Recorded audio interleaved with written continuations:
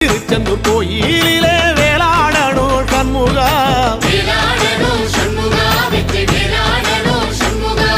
பிள்ளை ஆண்டான் பிள்ளை என வரம் கொடுக்கணும் சண்முகா,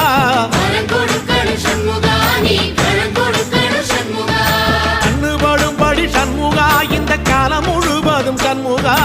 உன்ன நினைக்கிற சண்முகா நல்ல செல்வம் பொழிக்கணும் சண்முகா, சொன்ன வரங்களை அள்ளி கொடுக்கிற கொடை வள்ளலே சண்முகா, கோடி வணக்கம் சண்முகா, பல கோடி வணக்கம் சண்முகா.